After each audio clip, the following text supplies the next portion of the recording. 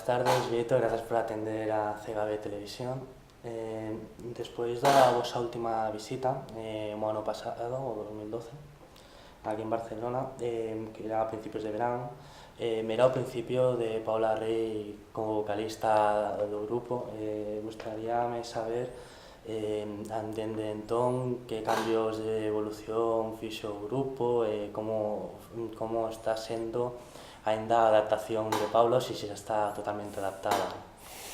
Bueno, Paula é efectivamente o membro máis recente do Luar na Lubre, incorporada no mes de novembro do ano 2011. Foi unha incorporación meteórica dentro do grupo, viña de sustituir a Sara Vidal, que é a nosa anterior cantante, e o certo é que foi un progreso bastante rápido, xa que, despois da súa incorporación en novembro, no mes de abril xa tiñamos o disco Mar Maior preparado e no mes de maio editado.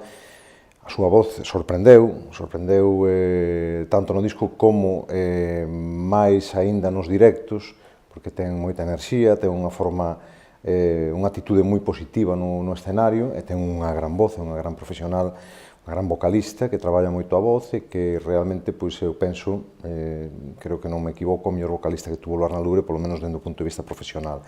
Despois xa non entramos en matices de se che gusta máis unha voz ou outra, por tesituras ou por formas de interpretar. Pero, en calquera caso, incorporouse ben, ten unha evolución positiva dentro do grupo, nós estamos encantados con ela está encantada dentro. Luar na Lubre é probablemente a banda máis vizosa en canto a propostas e en canto a edición de traballos da música galega. É certo, nós cada 2 anos sacamos un novo traballo discográfico, pero en calquera caso para nós cada concerto é un reto novo tamén, sempre hai sorpresas novas, non hai un guión digamos, métricamente trazado para cada concerto, senón que en cada concerto improvisamos cousas novas, independentemente de que todos son moi parecidos, porque o repertorio está aí, non? En calquera caso, estamos preparando un traballo sinfónico que verá a luz a finais do mes que ven, un traballo interdisciplinar no que estará, por un lado, a edición dun DVD, por suposto CD, que se gravará en directo en 2 sesións na Coruña, coa Orquesta Sinfónica de Galicia, e, por outro lado, un libro onde se recollerá todo o material que se vai a gravar neste CD, neste DVD. Digamos que o motivo principal deste novo traballo é o Lea Bargabala, que é o libro das invasións de Irlanda.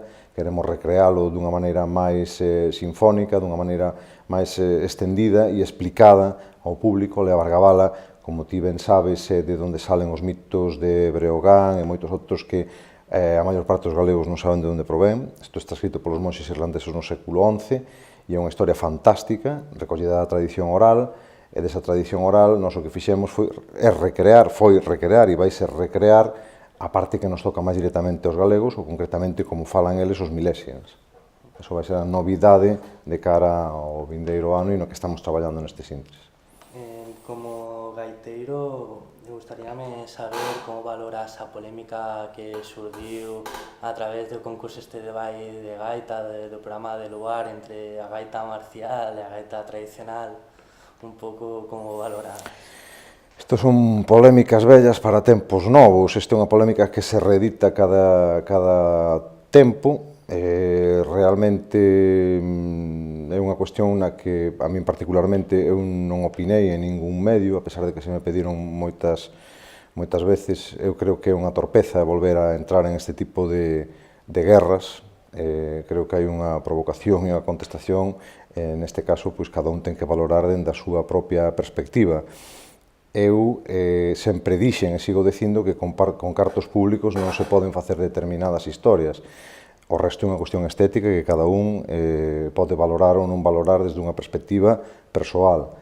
Pero o problema é cando hai cartos públicos de por medio e se está traballando nunha forma de facer que ao mellor non é adecuada. O resto, pois, xa son opinións. O proceso soberanista aquí en Cataluña, ti que valoración das ao que está a acontecer aquí, o que escoitas ou ves dende Galiza? Dende Galicia, todo isto síguese con curiosidade. En Galicia ti sabes que non se dá esta mesma situación social ni se vai a dar en moito tempo. É certo que Cataluña é un lugar moi especial, é unha nación moi especial na que o pobo é o que decide e o pobo é o que ten que decidir. democracia consiste precisamente en eso, e todos veremos o proceso ao que se leva con esta situación. En calquera caso, opinar dende Galicia é complicado, porque non estás vivindo esta situación directamente. Dende ali é moi complicado dar unha opinión, porque a situación real dali é absolutamente diferente a esta e non ten nada que ver. Pero, en calquera caso, o povo é o que decide e o que ordena. E máis, pero non solamente a política cultural da Xunta de Galicia, a política cultural de todo o Estado. É dicir, a política cultural que se está facendo en Madrid reflexa a política cultural que se está facendo en Galicia. Galicia, a cultura está enterrada no Monte Gaiás. A partir de aí podemos entrar en matizacións de si se lle meteu o 21% ao IBE cultural, de como se están tratando pois todas as propostas que hai en Galicia, tanto no teatro como na música, como en todas as disciplinas culturales, e esa é unha valoración que eu manteño a que tiña, é mala. A partir de aí, todo o que se poda mellorar, benvido seña, pero neste momento probablemente estamos na situación máis difícil de todas as que eu coñecín. Pois moitísimas grazas por atendernos para esta entrevista e moita sorte no concerto desta noite e nos futuros concertos. Nada, é un placer estar con vos e moitas grazas por atenderme, Macines.